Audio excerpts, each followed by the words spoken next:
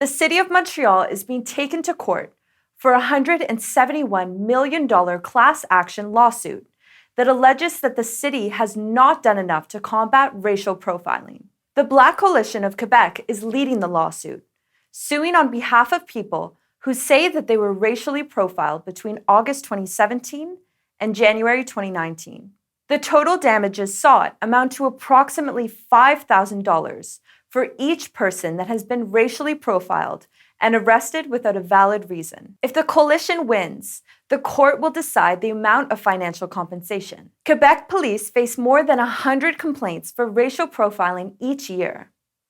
Half of these cases are in Montreal. During police street checks, Black people were 4 times more likely than white people to be stopped by police.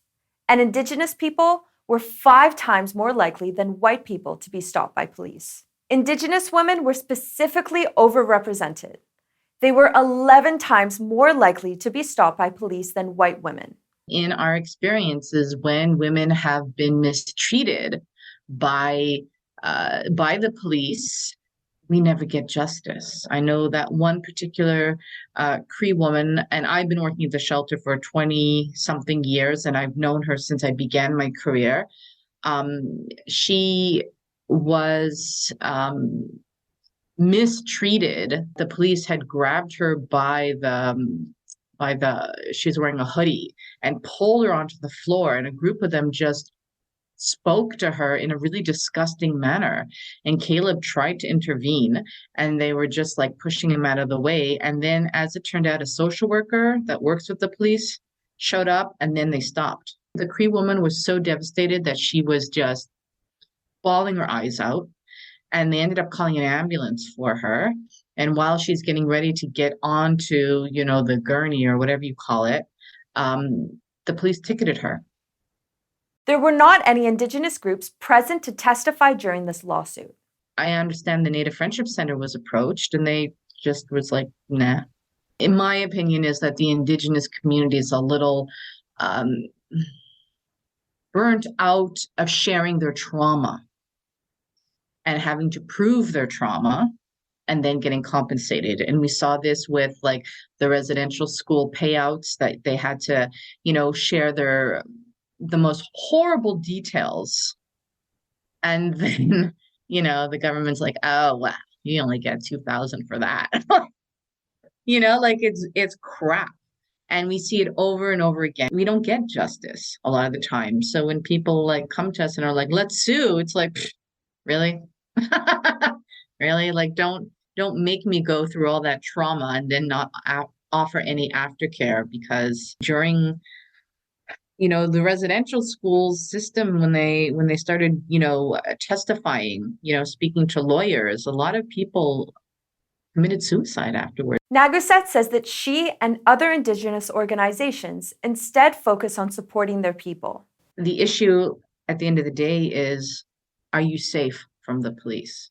It's not for us to chase them and be like, please, please, please, treat us better. We're really having a lot of services to support people and to have advocates so that when we have to speak to the police, we're ready. Human rights organization La Ligue des Droits et Libertés is asking the Quebec government to ban random street checks. They believe street checks violate human rights, the practice is at the root of racial profiling, and that this is not among officers' powers. They don't have the power to do that under statute or common law. But still, they are doing this practice because they are allowed to do it by political authorities, because political authorities are not putting an end to this practice. When a person is being street checked, there is like a dynamic of authority with the police officer, and it's hard to express our rights in those kind of interaction. And we heard young people, mostly young Black people saying, well, if I tell the police officer what are my rights, sometimes it escalates because the police officers don't react necessarily well. They see it like a contestation of their authority, and then it escalates. Montreal's new police chief, Fady Dagher, Mayor Valerie Plante, and president of the Montreal Police's Brotherhood, Yves Francoeur, testified in court in February. Dagher was ushered in around the same time that the City of Montreal approved a $63 million boost to the police budget. In his testimony, Dagher acknowledged the existence of racial profiling within the SPVM. He, however, believes that random stops by police are useful.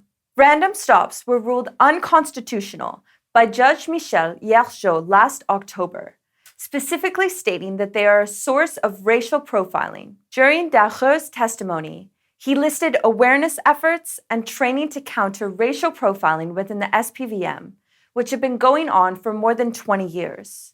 Dagher told the court, "We have racist police officers, but the vast majority are not," stating that the issue often fades through training and evolution.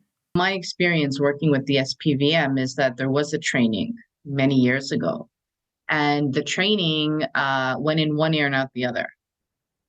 So there's no actual accountability on the police to absorb, and it's not actually mandated.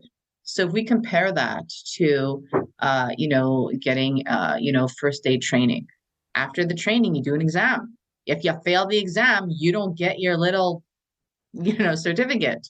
Why isn't that implemented with the police? So it doesn't go one ear and out the other, right? So they have to. And if they don't pass the training, then there's consequences. Do you think Mayor Valerie Plante will begin to take racial profiling seriously in Montreal? Let us know what you think below in the comments.